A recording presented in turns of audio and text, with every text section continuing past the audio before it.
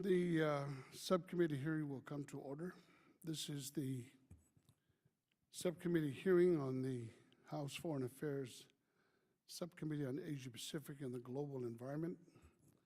The topic for discussion and dialogue this afternoon is the emerging importance of the U.S. Central Asia Partnership. My good friend, the ranking minority member, at this point in time at least, is on his way, and I would like to preface my remarks in terms of this being the last hearing that I'm going to chair in my capacity as chairman of this Foreign Affairs Subcommittee on Asia Pacific and the Global Environment. And I wanted, especially for my good friend, the gentleman from Illinois, to be here so that I could have some choice words to say about our great relationship in the past years that he has served as the ranking member of this subcommittee, my good friend, Congressman Don Mazzullo from Illinois. So as you know, a lot of things have happened in the course of the past couple of weeks. I do offer my congratulations to this is how beautiful democracy is. We didn't have to go through a revolution or state of war or whatever it is to transition the change of government, at least in this important body, the makeup of our democracy, and that my good friends on the other side of the aisle have regained the majority of this House, and accordingly they will also control the various aspects of how this institution is going to be administered and how it's going to be operating on. So I do want to offer my sincere apologies to Assistant Secretary Blake and Mr. Sidney from the Defense Department for your patience and forbearance and bearing with us and the problems that we have had into this afternoon's schedule. As you know, we've had a little Democratic caucus organizational meeting this morning, and we have just completed that meeting. And so I do thank you sincerely for taking the time to be with us here this afternoon. I want to say that it's been my privilege to work closely with my good friend, whom I believe will be the new chairman of this subcommittee when they reorganize, and that again is my good friend Mr. Manzullo, to take up the chairmanship of this subcommittee. I want to say that even though we have not agreed on all the issues that have been discussed and debated in this subcommittee, but I have the utmost respect for his opinions and the positions that he has taken and some of the issues that we have engaged upon, and this is what makes this democracy so beautiful, that we are free to engage in dialogue and expressing differences of opinions about given issues, how they impact our national policies, and most important of all, providing for the welfare of our fellow Americans. Being a member of this committee now for almost 22 years, it's one of the most enriching experiences of my life. And I am going to begin our hearing this afternoon by having this opening statement that I've prepared for the past 100 years. So please bear with me, Mr. Secretary and Mr. Sidney, since this is my last hurrah. I sincerely ask you to, it might make some points, I don't know. But at any rate, this is the final hearing to be held by the subcommittee of the 111th Congress during my tenure as chairman. I'm especially pleased to welcome the U.S. Assistant Secretary of State for South and Central Asian Affairs, Robert Blake, who will testify today about the emerging importance of the United States and Central Asia Partnership. I admire Assistant Secretary Blake and the work he is doing to strengthen our relationship with Central Asia, and I'm appreciative that he served as our keynote speaker last year on November when Ranking Member Buck McKeon of the Armed Services Committee and I kicked off the Congressional Caucus on Central Asia, which we established to highlight the importance of Central Asia to U.S. security, energy, and economic interests. I was first introduced to the challenges facing Central Asia through my friendship with His Excellency Qanat Sadarbayev, who now serves as the Foreign Minister and Secretary of State for the Republic of Kazakhstan, as well as the Chairperson in Office of the Organization for Security and Cooperation in Europe, but who once served as Ambassador of Kazakhstan to the United States for more than 6.5 years. My friendship with Foreign Minister Nazarbayev, an association has spanned almost a decade now, and because of him, I have come to appreciate President Nursultan Nazarbayev's leadership in championing nuclear disarmament among possessor states and preventing proliferation to new states. From 1949 to 1991, the former Soviet Union conducted nearly 500 nuclear tests in semi-planetist Kazakhstan and exposed more than 1.5 million Kazakhs to nuclear radiation. After the collapse of the Soviet Union, Kazakhstan was left with the world's fourth largest nuclear arsenal and the second largest nuclear test site. While Kazakhstan could have emerged as a nuclear superpower and used its position to resolve the financial problems of a new and struggling nation, President Nazarbayev was among the first to recognize and neutralize the dangerous threat posed by the nuclear arsenal Kazakhstan inherited from the former Soviet Union. Despite threats from the Kremlin, President Nazarbayev supported the Nun-Lugar program in its infancy and voluntarily dismantled a nuclear arsenal which was larger than the combined nuclear arsenals of Great Britain, France, and China.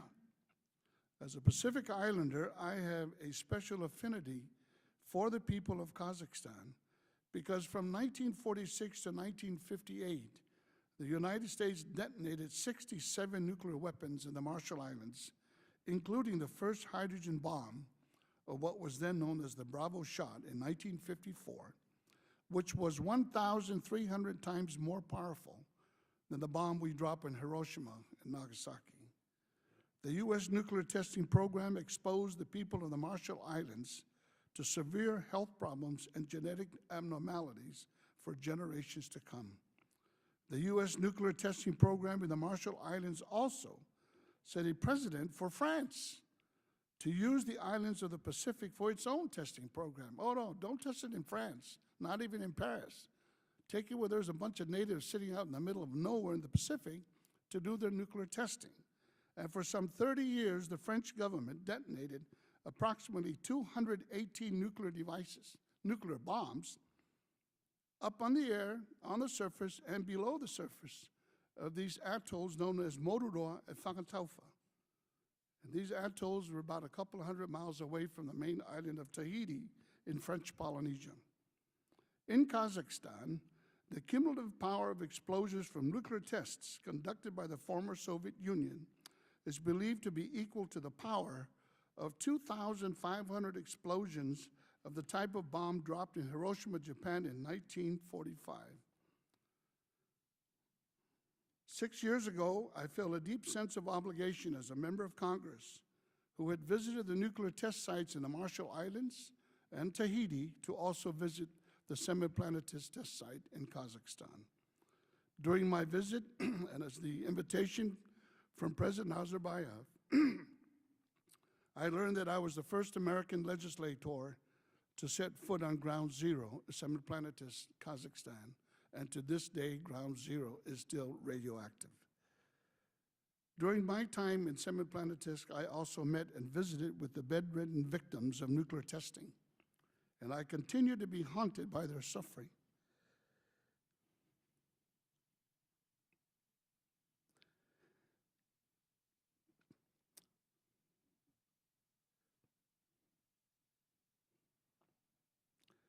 However,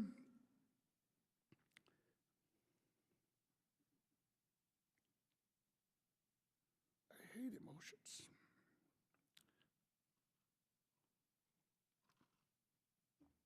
I'm grateful to my colleagues who stood with me during the 109th Congress in passing House Resolution 905, which called upon the administration, the U.S. administration, to establish a joint working group with the government of Kazakhstan to assist in assessing the environmental damage and health effects caused by the former Soviet Union's nuclear testings in Kazakhstan. And I'm hopeful that the Obama administration will follow up on this resolution and establish this long overdue working group. Currently, the Obama administration has listed 5 objectives for enhanced U.S. engagement in Central Asia. These objectives include maximizing cooperation for coalition efforts in Afghanistan and Pakistan, with increased emphasis on the use of air bases and the transit of troops and supplies to Afghanistan along the northern distribution network, increasing the development and diversification of the region's energy resources, promoting good governance and respect for human rights, fostering competitive market economies, and preventing state failures in Tajikistan and Kyrgyzstan by enhancing food security assistance. Signs of this enhanced engagement includes a recent meeting between President Obama and President Nazarbayev at the Nuclear Security Summit held in Washington, D.C. in April of this year, and U.S. support for the OSCE Summit, which will be held in Astana, Kazakhstan on December 1 and 2 next month of this year. 3 years ago, under the Bush administration, I spearheaded, or at least my colleagues and I spearheaded, an effort in Congress calling upon the United States to support Kazakhstan's bid to chair the OSCE. And I'm including this September 17, 2007 letter to the U.S. Secretary of State Condoleezza Rice for the record. Recognizing, as David Wilshire, head of the delegation of the Parliamentary Assembly of the Council of Europe, noted that building a democracy is a long and hard task. I felt that the U.S. could and should offer a gesture of goodwill by assisting Kazakhstan in its bid to chair the OSCE, considering that Kazakhstan voluntarily worked with the U.S. to dismantle the world's 4th largest nuclear arsenal and has been a key ally in the war against terrorism. I am pleased that the U.S. finally supported Kazakhstan's bid for the 2010, and while there will always be critics intent on setting Kazakhstan back in its attempt to move the OSCE forward, all 56 member states unanimously voted in favor of Kazakhstan's chairmanship. I believe they did so in recognition of the bold steps President Nazarbayev has taken to bring Kazakhstan out of under the yoke of communism. Of course, there is work left to be done, but according to polling data from an independent firm hired by the U.S. Embassy in Kazakhstan during the Bush administration, 90% of the people of Kazakhstan support President Nazarbayev and are pleased with the work he is doing, and more than 63% of the people of Kazakhstan have a favorable opinion of the United States. Since 9/11, and regarding U.S. coalition operations in Afghanistan, Kazakhstan has allowed overflight and transshipment to assist U.S. efforts. U.S.-Kazakh accords were signed in 2002 on the emergency use of Kazakhstan's Almaty airport and on other military-to-military relations. The Kazakh parliament approved sending military engineers to Iraq in May 2003, and in his April 2010 meeting with President Obama, President Nazarbayev agreed to facilitate U.S. military air flights along a new transpolar route that transits Kazakhstan to Afghanistan. Now Kazakhstan is the first post-Soviet, first predominantly Muslim, and the first Central Asian nation to serve in the top leadership role of the OSCE, an organization known for promoting democracy, human rights, and the rule of law. As chair of the OSCE, Kazakhstan will also host the Astana Summit. The Astana Summit, like Kazakhstan's chairmanship of the OSCE, historic It is historic. Earlier this year, my colleagues and I spearheaded an effort calling upon the United States to stand with Kazakhstan in support of an OSCE summit.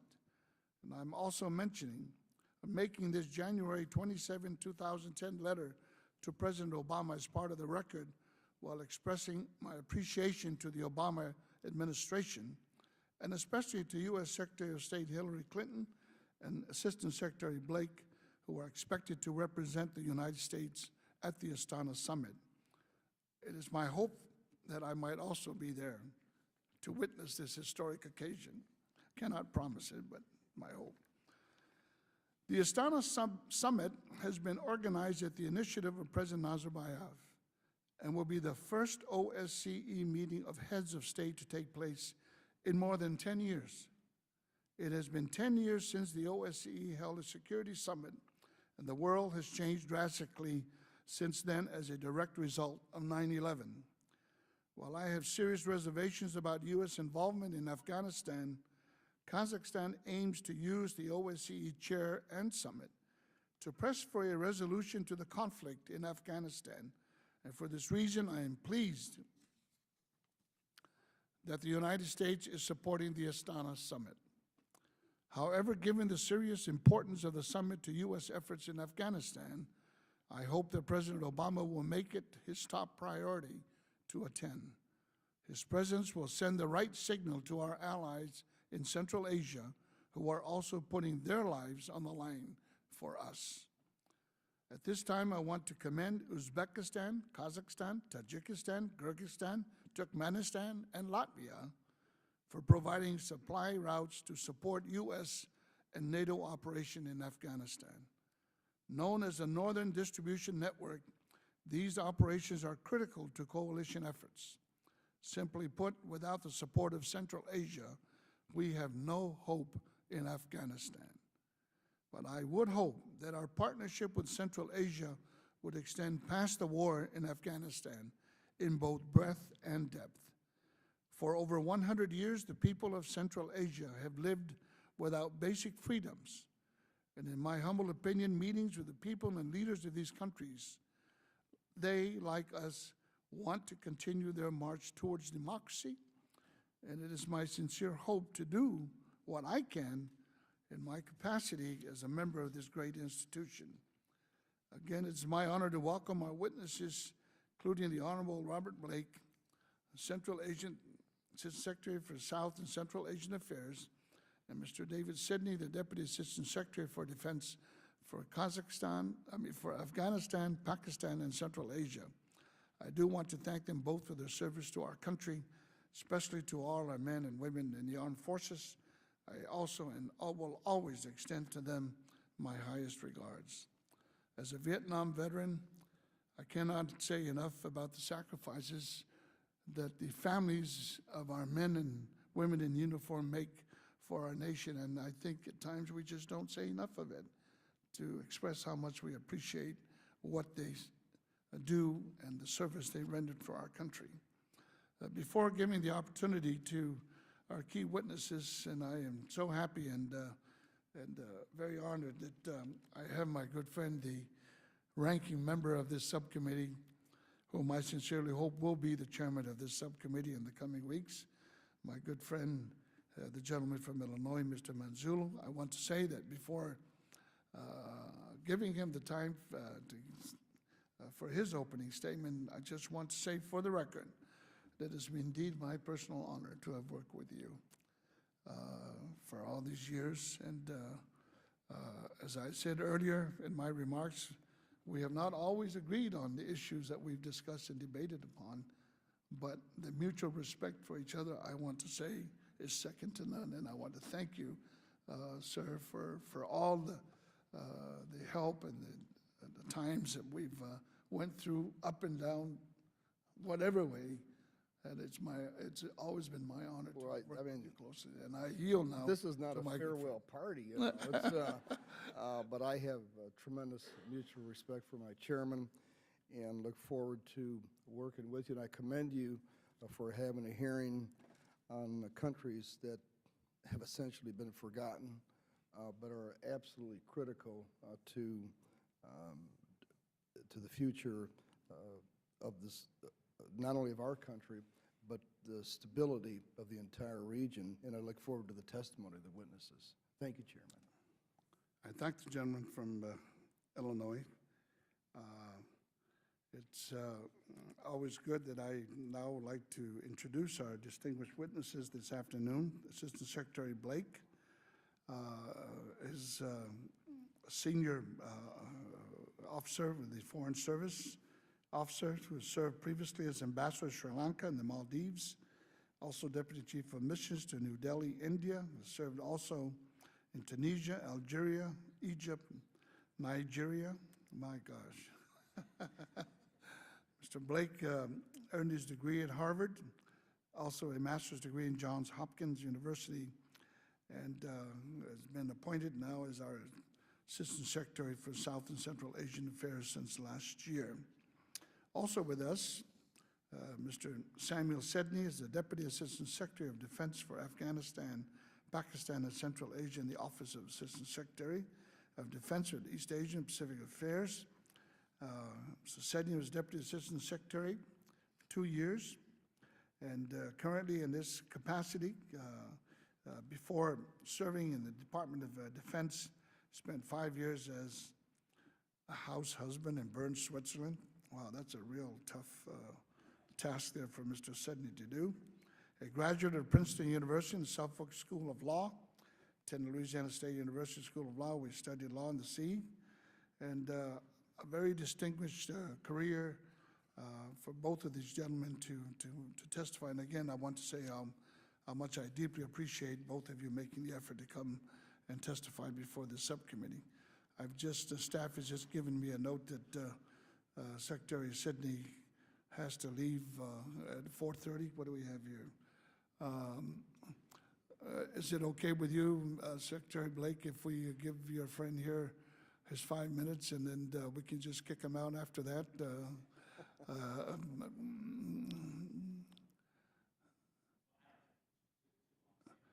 Well, why don't we start with Secretary Blake? We still have time. I'll tell you when it's 4:30, Mr. Sedney, and then we can do that. Thank you. Mr. Blake, please proceed. Well, thank you very much, Mr. Chairman, and I appreciate all of your opening remarks. And let me at the outset thank you so much for your leadership of this subcommittee while I've been Assistant Secretary. It's been a real pleasure to work with you, and I can tell you everybody at the State Department and in the Obama administration appreciates the energy and dedication that you have brought to helping to enhance our cooperation and our engagement with Central Asia. You mentioned your leadership in establishing the Central Asia Caucus, but you've also been a frequent traveler to the region and have really helped to raise the profile of this very important country. And of course, we wish you well. We look forward to continuing to work with you, and of course to Mr. Mazzullo and his colleagues as they enter into the majority. We're not leaving. I have a longer statement for the record, with your permission. Without objection, both of your statements will be made part of the record. And if you have any related materials that you want to submit for the record also, it will be. Thank you so much. Mr. Chairman, Central Asia, as you say, lies at a very critical strategic crossroads bordering Afghanistan, China, Russia, and Iran, which is why the United States wants to continue to expand our engagement and our cooperation with this critical region. We have identified 5 main priorities for our engagement in Central Asia. First, to assist coalition efforts in Afghanistan, to increase the development of the region's energy resources and diversification of supply routes, encourage political liberalization, enhance respect for human rights, to foster competitive market economies and openings for our businesses, and also to increase the capacity of states to govern themselves effectively and serve the needs of their citizens. Mr. Chairman, we don't see ourselves in competition for influence with any other country, nor do we accept that the 5 Central Asian countries constitute an exclusive zone of interest for any country. To the contrary, we want to cooperate more with Russia, China, and others to address the critical challenges and produce a more durable stability and more reliable partners for everyone. Central Asia has in fact been an area of common ground for us to engage with Russia, and to further the reset of our relations with Russia, especially regarding Kyrgyzstan, where they have really been key partners. In order to pursue our goals, Mr. Chairman, we've developed in partnership with each of the countries in the region structured annual bilateral consultations that I lead to elevate, enhance, and energize our dialogue with each of the countries of Central Asia. So let me just briefly highlight some of the key issues with each of these countries. Starting with Kyrgyzstan, the situation in the Kyrgyz Republic remains of vital interest to the United States. As you know, Mr. Chairman, on October 10th, the Kyrgyz Republic held Central Asia's first truly free parliamentary elections in which the outcome was not known in advance. And we're now encouraging the leaders of the 5 parties there that qualified for seats to cooperate to form an inclusive representative government. The United States played a very active role in facilitating this democratic achievement through our assistance programs and grants to the Kyrgyz government and civil society and our participation in the election monitoring mission. At the same time, we are supporting the International Commission to investigate the violence that took place in June in southern Kyrgyzstan. This commission is headed by Kimmo Kiljunen, a member of the Finnish parliament. We're also continuing to support an OSCE initiative to improve public security, particularly in the south, to assist in the urgent task of restoring mutual trust and preventing further conflict in that important country. Kyrgyzstan also remains an important partner in our efforts in Afghanistan. The Manas Transit Center represents a key contribution by the Kyrgyz Republic to the efforts of the international coalition to provide security for the Afghan people. Turning to Kazakhstan, I appreciate your comments on Kazakhstan, Mr. Chairman. As you say, our relations with Kazakhstan are probably our deepest and broadest of any in Central Asia. And since you mentioned it, I'd like to particularly recognize the recent completion of the long-term effort to safely shut down Kazakhstan's BN-350 plutonium production reactor, secure the spent fuel that it produced, and then to transport that fuel to a secure facility. That process has now been completed and marks a real milestone in our nonproliferation cooperation, and I commend Kazakhstan for that. As you say, Mr. Chairman, Kazakhstan's also been a strong supporter of U.S. efforts in Afghanistan, but really the spotlight is right now on Astana for another reason, because it is the chairman in office of the OSCE, and Kazakhstan's about to host the first OSCE summit in 11 years in Astana on December 1st and 2nd. We think that Kazakhstan has done a very credible job as OSCE chairman in office, especially dealing with the situation in Kyrgyzstan, where the OSCE has really been at the forefront of efforts to promote peace, democracy, and reconciliation. We're also pleased that Kazakhstan has agreed to follow the example of past summits and allow full access by NGOs and permit NGOs to organize a parallel event on November 28th and November 29th. We also encourage Kazakhstan to continue to improve its human rights record and to uphold the commitments it made in taking on this chairmanship. Mr. Chairman, Secretary Clinton plans to lead the U.S. delegation to the OSCE summit, and we hope that to be successful, the summit should produce 2 key documents. First, a Helsinki Final Act 35th anniversary statement that reaffirms all those commitments, and also an ambitious substantive action plan to guide future work of the OSCE. And of course, Mr. Chairman, we'd be delighted to welcome you as part of the U.S. delegation in Astana. Turning to Uzbekistan, as with other countries, the United States has also increased our engagement with that important country. We have a very full agenda of security, economic, and human rights issues that we are working with them on. Uzbekistan is a particularly key partner for the U.S. effort in Afghanistan. It's providing electricity to keep the lights on in Kabul. It's facilitated transit for essential supplies to coalition forces, and it's helped to construct a very important rail line inside Afghanistan. So we've seen an improved relationship with Uzbekistan, but some challenges remain. We continue to encourage the Uzbeks to address significant human rights concerns, such as ending forced child labor, opening up the media environment, and demonstrating greater tolerance for religious activities. In Tajikistan, as you mentioned, Mr. Chairman, it's one of the poorest countries in the world and a fragile state in a volatile neighborhood. Recent skirmishes between the government and the formal civil war combatants, as well as security threats, such as the August 25th prison break, really reflect the continued tensions in that country. And the United States is working to strengthen law enforcement and border security, increase food security, as you mentioned, strengthen health and education, and encourage respect for human rights, particularly religious and media freedom. Last but not least, in Turkmenistan, we continue to make progress in facilitating that country's gradual opening up and its efforts to move toward reform and greater respect for human rights. We also appreciate Turkmenistan's humanitarian help in neighboring Afghanistan through its provision of discounted electricity. As part of our first ever annual bilateral consultations in Ashgabat in June, I led the first ever U.S. business mission to Turkmenistan. And this strengthened an important commercial partnership with a nation that now holds the world's fourth largest natural gas reserves. Mr. Chairman, in conclusion, this administration considers Central Asia to be an important pillar of our security policy and regional U.S. interests. We recognize that the pace of change is often slow and that our program should focus on long-term, meaningful results. But through our invigorated policy dialogue and our engagement, we aim to strengthen our ties with these important countries and their people, and thereby advance U.S. interests in this strategically important region. And again, I thank you for your personal engagement. Thank you, Mr. Secretary. Secretary Sedney, for your statement.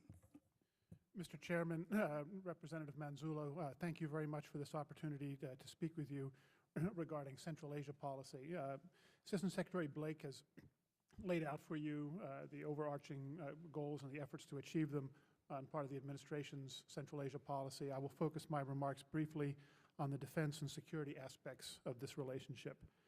As you said, Mr. Chairman, the focus of the Department of Defense's efforts in Central Asia today, in the short term, are the transport of goods and equipment and personnel through the ground and air lines of communication through Central Asia.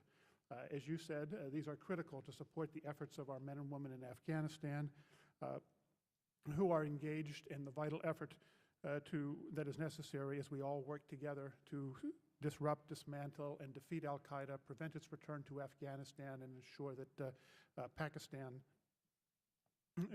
ensure the success of Pakistan as well. The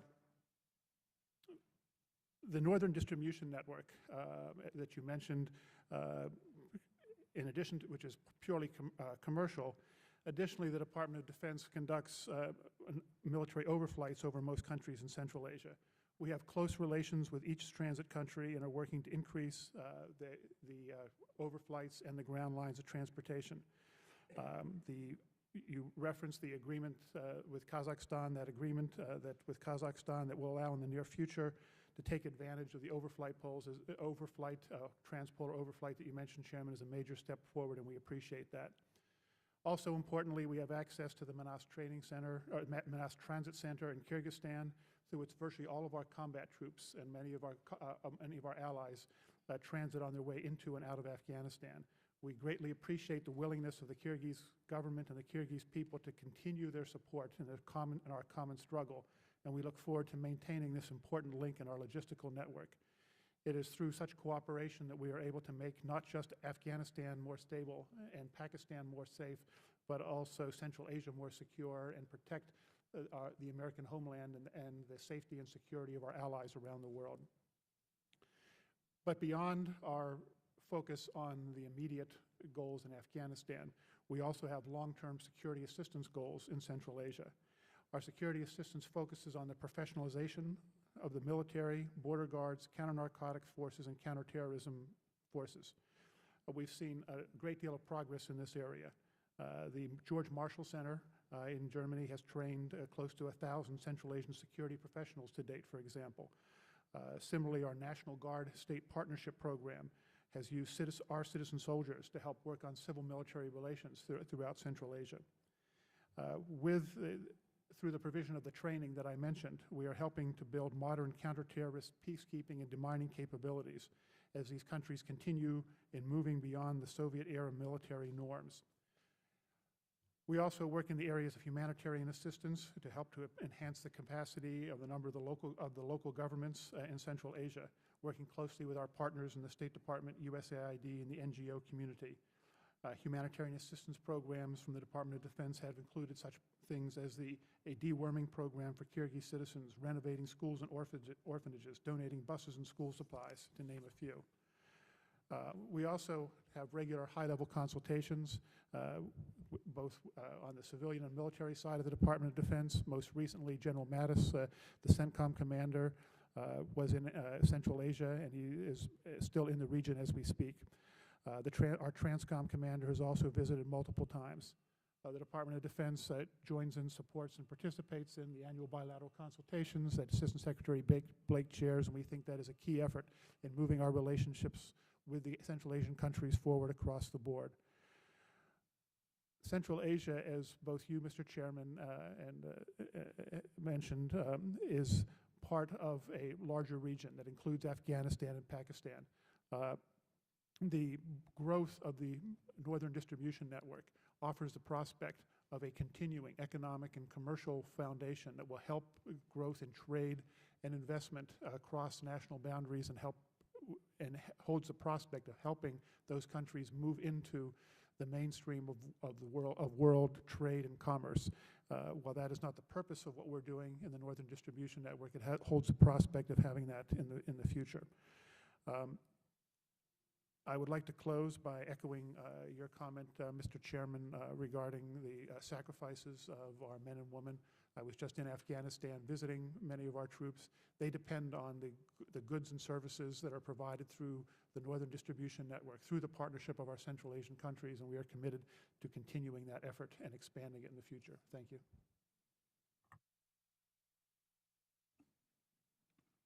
Thank you very much. I appreciate your statements and observations on some of the issues. Because you've got a schedule problem there, Secretary Sidney, I just have some questions I wanted to check with you. I think it seems that our policy towards Central Asia seems to be focused entirely on our current efforts in our involvement in the war in Afghanistan, and it's for security purposes primarily. Am I correct on that? From the Department of Defense perspective, that is our number one priority. In terms of our overall relationships with Central Asia, they go much beyond the security area. And as Assistant Secretary Blake laid out, we have a wide range of enduring interest. I'll defer to Assistant Secretary Blake to do that. But it is true from the Department of Defense perspective that our focus is on the support for the effort in Afghanistan, but that is accompanied by the longer-term security assistance projects, including a variety of training efforts in areas from counterterrorism to counter-narcotics that are building capabilities in those countries that are important for reasons well beyond Afghanistan. Well, we all know that the demise of the Soviet Union, these countries were formerly basically colonies of the Soviet Union for some 100 years before they finally got their freedoms as separate and sovereign entities.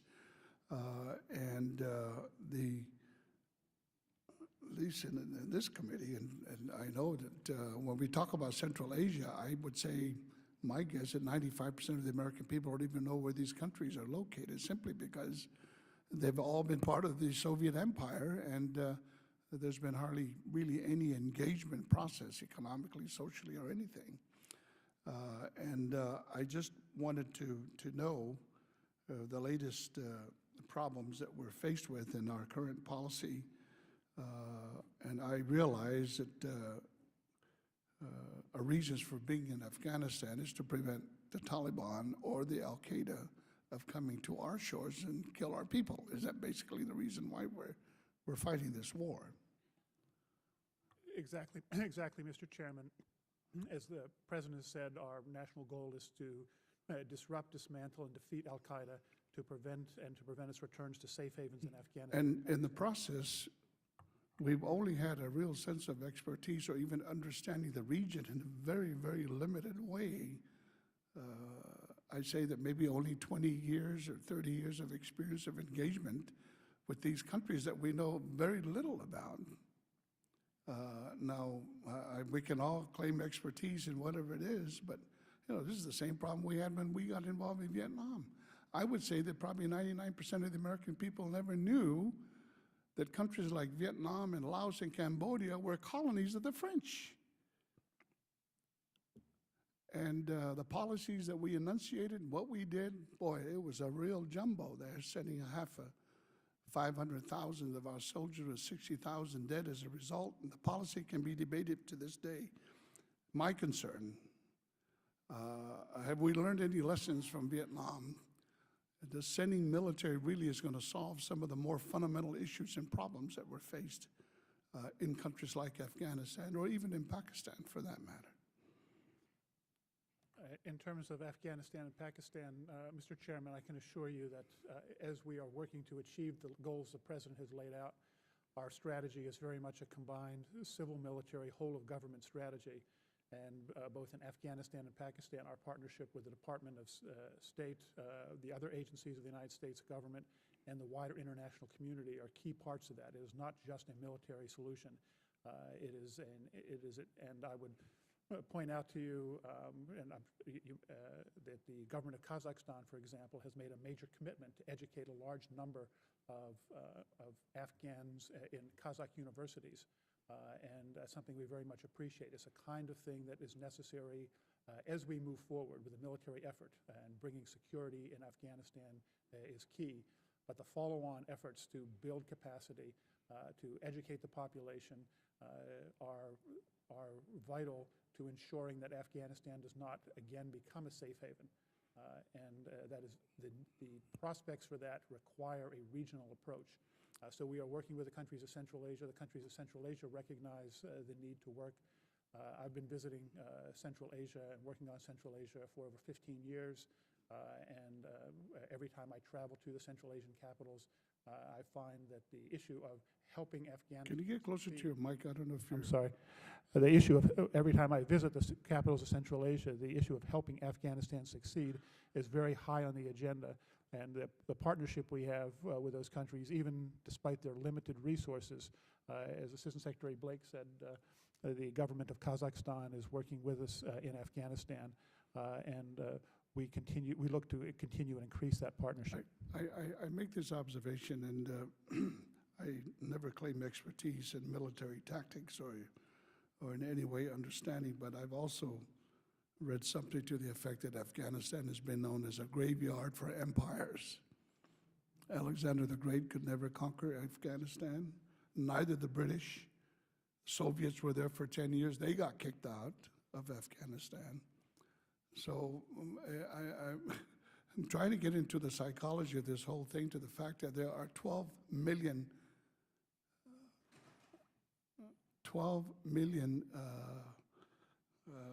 of the people that live, the Pashtuns, that live in Afghanistan. And within that 12 million population, Pashtuns are the 27,000 Taliban that we have sent about 100,000 soldiers in Afghanistan to fight the Taliban, who are supposedly our enemy. But what makes it even more complicated is to the effect that the so-called borderline between Pakistan and Afghanistan, there are 27 million more Pashtuns that live in Pakistan. And it is without, I don't think you have to be a rocket scientist to figure out why we couldn't get Osama bin Laden for all these years, simply because of the Taliban and being able to protect them. And he travels freely between Pakistan and Afghanistan. And with whatever failures in our policies, that the most powerful nation in the world could not even capture Osama bin Laden now for almost 10 years. So I'm a little frustrated to the extent in wanting to define exactly, if we're going to put our men and women in harm's way, I'd like to believe that this is the only option remaining for our country to do this in fighting. If there could be any other options or any other possibilities in the involvement of these Asian countries that I've felt in the 4 years that I've had to travel to these countries, it's a totally different psychology in how we look and say that these 27,000 Taliban and a couple hundred Al-Qaeda is the very reason why we're involved in this area. And I please, I'm not putting any personal thing against you, but I just want to get a better understanding with some $30 billion we're about to expend for having our military forces to be there in Afghanistan. how does this relate to, in a better, broader picture in terms of how we deal with Central Asia? We're using these countries mainly for making it more convenient for our security forces to get what they need, resources, our soldiers, and all of that. But is it just that only, or are there programs seriously enough on how we could better develop an economic, social, educational, all these things that these Central Asian countries really have a need for? Mr. Chairman, on Afghanistan, there is a fundamental difference between the empires that you mentioned and the United States of America. We are not an empire. We are not seeking to conquer Afghanistan.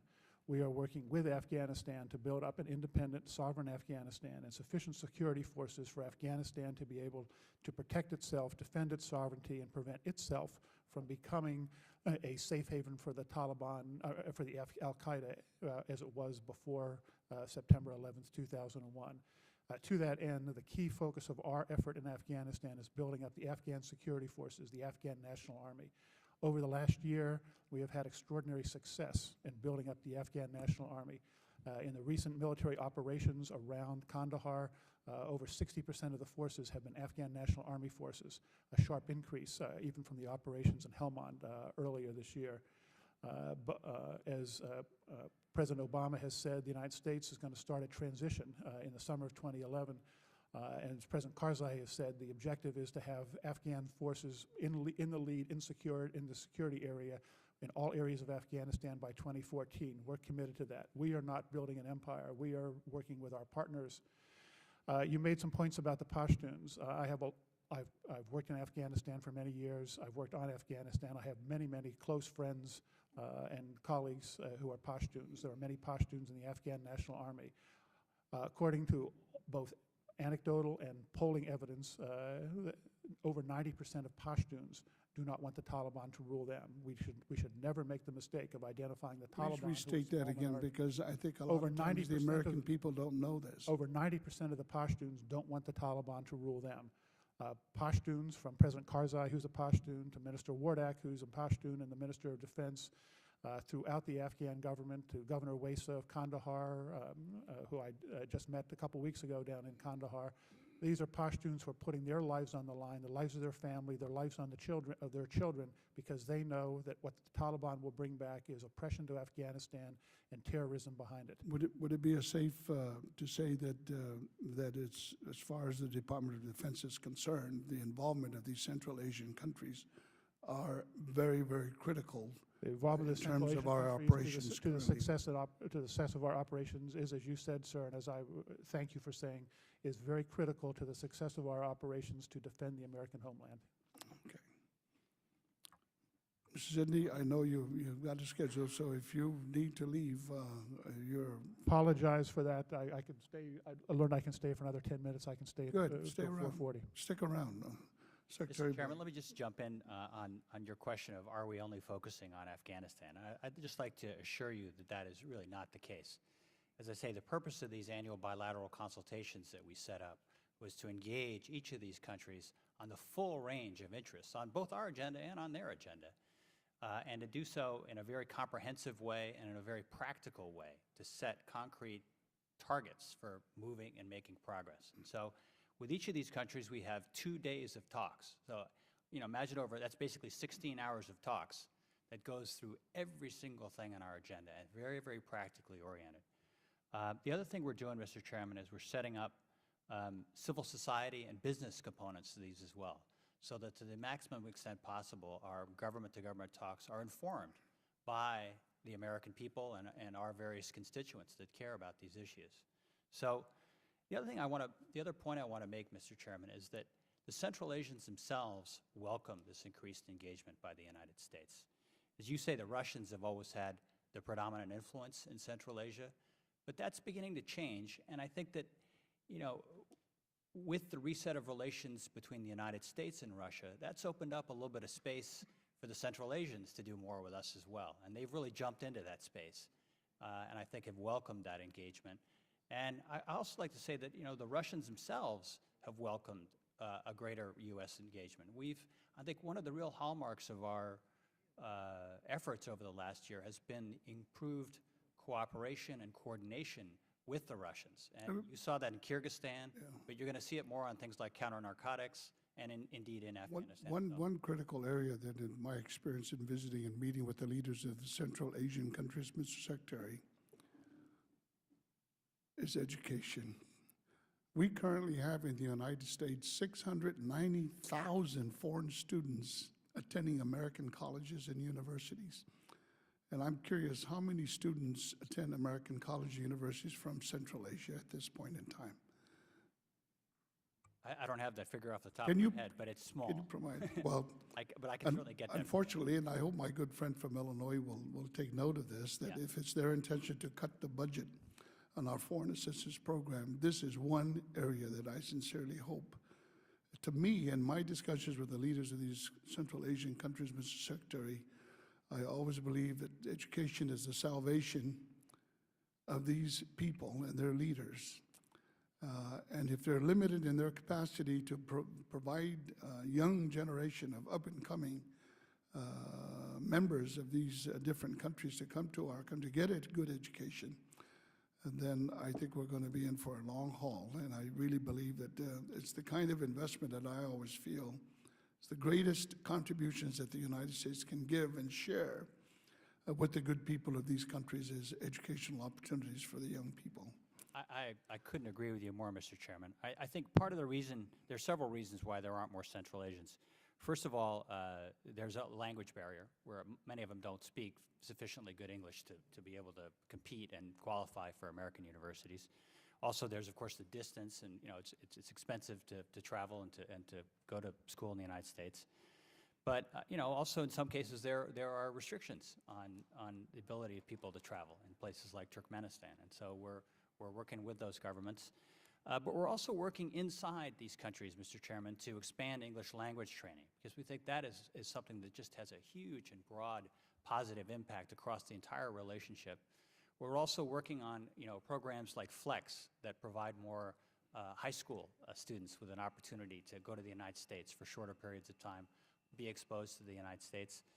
And we're helping to develop English language universities inside Central Asia. A very good example of that is in Kazakhstan, where there is a new full-time English language Kazakh university that has been set up. And it has cooperation with, I think, 7 different American universities right now. So that's another terrific way to build sort of the American educational ties and eventually expose those students to our way of thinking, and also hopefully to encourage them to do more studying in the United States. And especially also given the fact that we've only established diplomatic relations with these countries only in the course of 20 years. Right. So it's an entirely different challenge, not only for the State Department, but even for the American people to understand who are these people. That's right. And when you know that so much of great civilizations have come from this region, especially. In fact, when I first met Ambassador Kanat Sarıbayev, he thought I was a Kazakh. And I said, no, I'm not a Kazakh, I'm a Polynesian, whatever that means. Some idiot defined us as Polynesians. Supposedly we come from many islands. But I want to say that my given experience in being exposed and having to travel to these countries, I couldn't find a people more caring and more interested in wanting to know more about America. They have tremendous potential, the mineral resources contained, but they just don't have the technology, the ability to transition themselves from being communists in all these years. And sometimes I think some of our own colleagues in the United States demand as if these people have to be full democracies like America. It took us only over 150 years to give African Americans a right to vote. And yet we expect these countries to be right up to par with what the democracy should be. And I've always said, I think we need to be a little more circumspect about the difficulties that these people are confronted with. Situation in Tajikistan. I know this has always been a little rivalry between Tajikistan and Uzbekistan. One has the electricity and the other one has the water. Are we making any efforts to try to resolve this problem that is always seems to be, I would think that with our resources, we should be able to give assistance. Can you comment on this? Sure. We are making quiet efforts, Mr. Chairman. I'd say one of the biggest differences between those two countries is on this issue of water, and specifically on the question of the Rogun hydroelectric facility in Tajikistan, which the Uzbeks have a great many concerns about. They are fearful that this is going to be built in a seismically active zone. As the downstream country, they're worried about potential arbitrary actions by Tajikistan that cut off their water.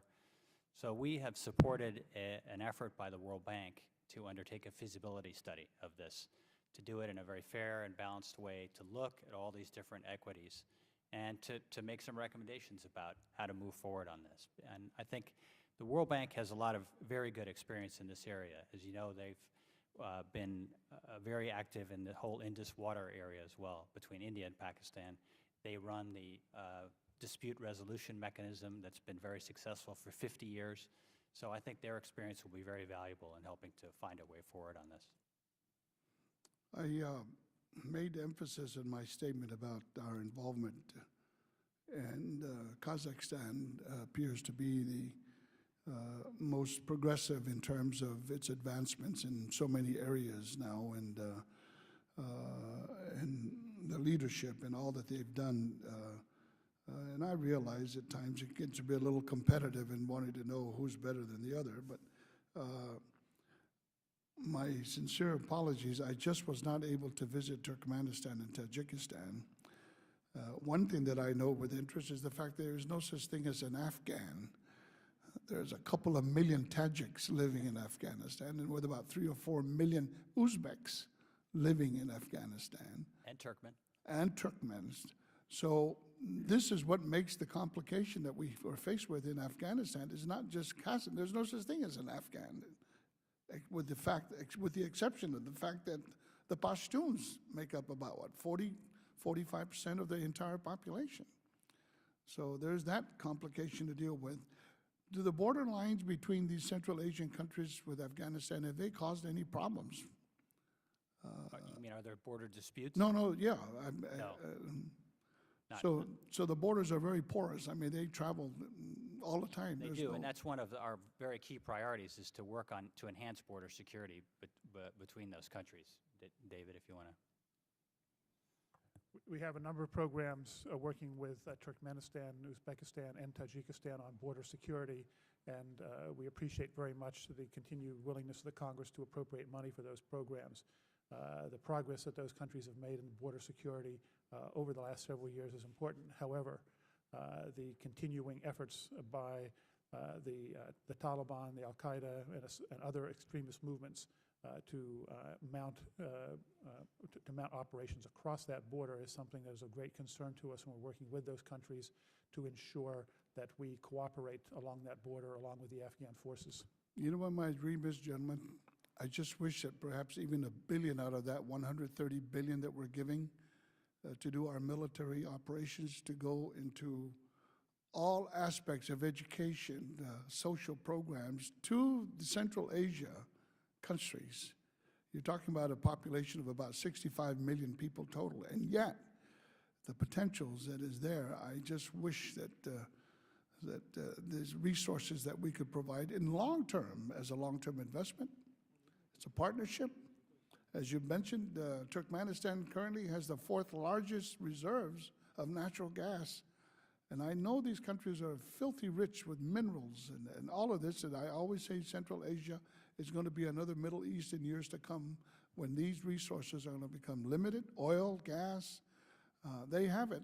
And I sincerely hope that with our technology and programs that the better educated societies in these Central Asian countries will be a big, I think a big help, and something that certainly we could be proud of in our working closely with the leaders of these countries.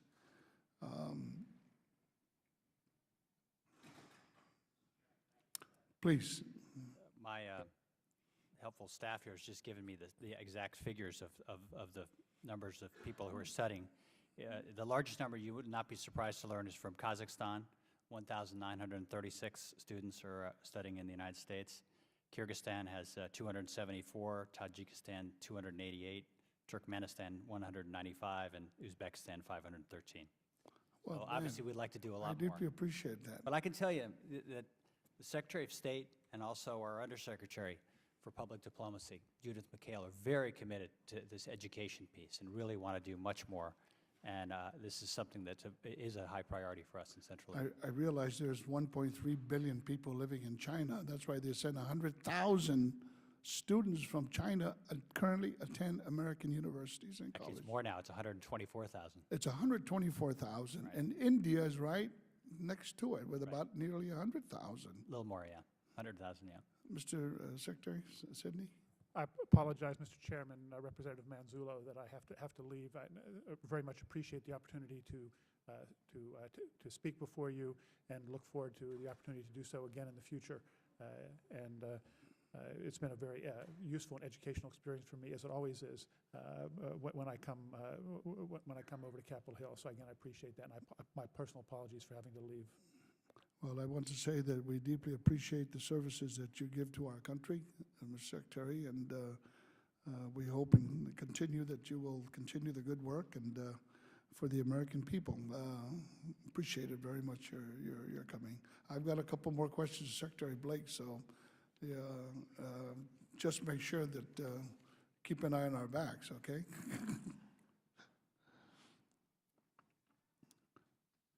Secretary Blake, I had mentioned in my statement about the importance of the summit, and for which I will say again how much I deeply appreciate the administration's support and endorsement of having this summit to begin with. Something not only is a credit to you and Secretary Clinton, but especially also a credit to President Nazarbayev. And I think more than anything, if there's a sense of recognition to the world, to our country, with the current problems that we're involved with in Afghanistan, how important Central Asia is. We must never forsake or be negligent in our efforts in dealing with the good people that live in these countries. Over the years, because I come from the other side of the world, I've been very critical of our policies toward the Pacific, which is zero, other than the fact that we have New Zealand and Australia, but 16 other Pacific Island countries always seems like they don't exist. And I give that sense of concern because, as I said, the public and the American people are not very much aware of Central Asia. What does that mean? That other than the fact that these people have just come out of the yoke of communism for some 100 years, and they're struggling, as you are well aware of. And I sincerely hope that with the resources and the opportunities and things that America can offer the good people of the 65 million people living in these countries, that we should share the benefit and the resources that we have in such a way that that Central Asia could continue to grow and become the kind of democracies that the people and the leaders would like to have.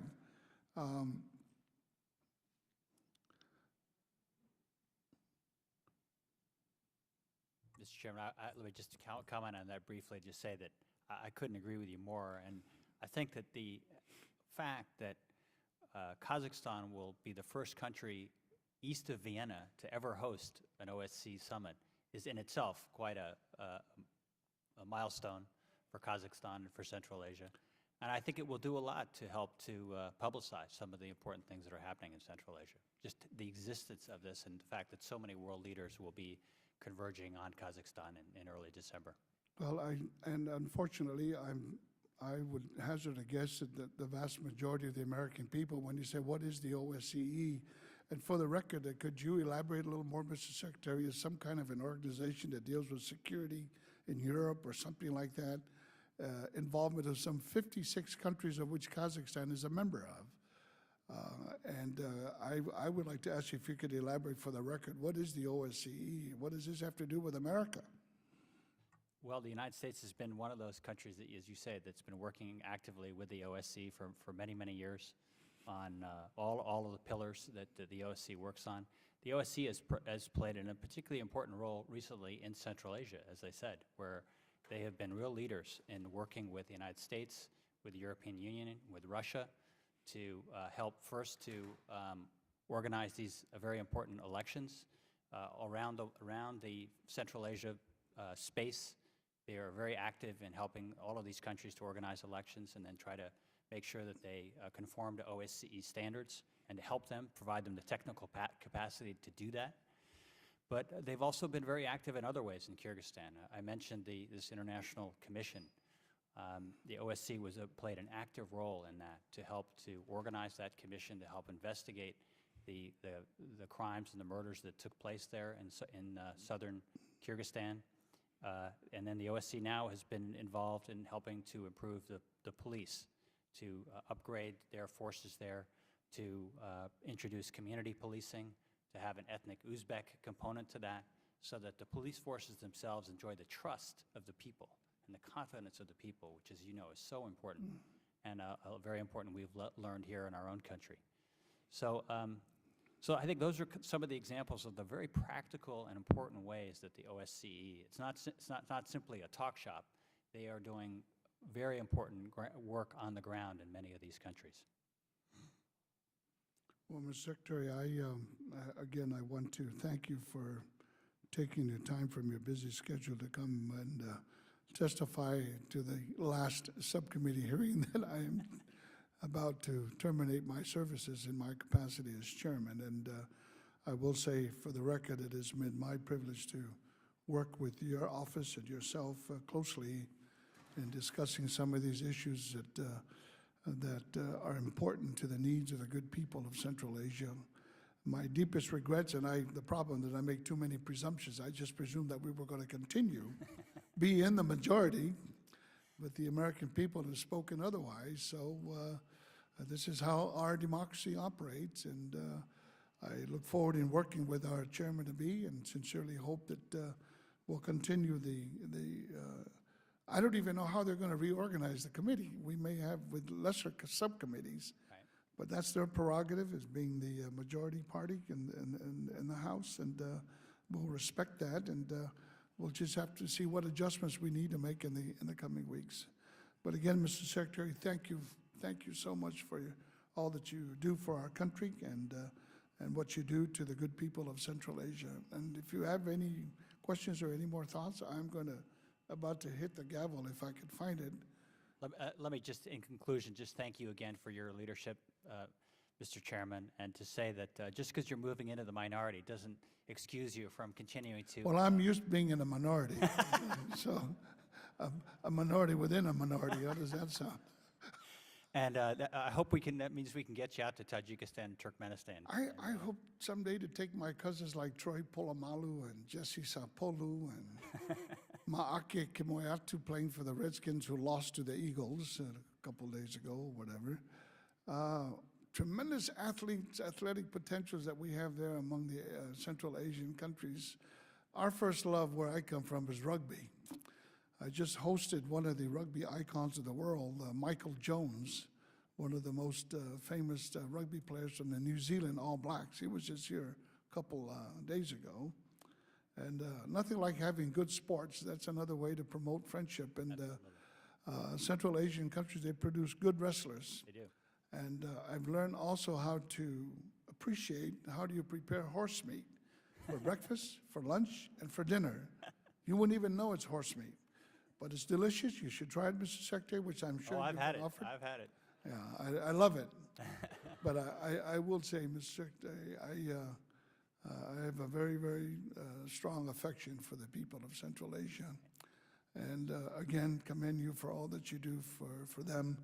And I sincerely hope that our government and the American people will show that we are hospitable people too, if given the opportunity. That's right. And sharing with them our resources in such a way that our communities will mutually benefit. Again, Mr. Secretary, thank you. Thank you, Mr. Chairman. Meeting is adjourned.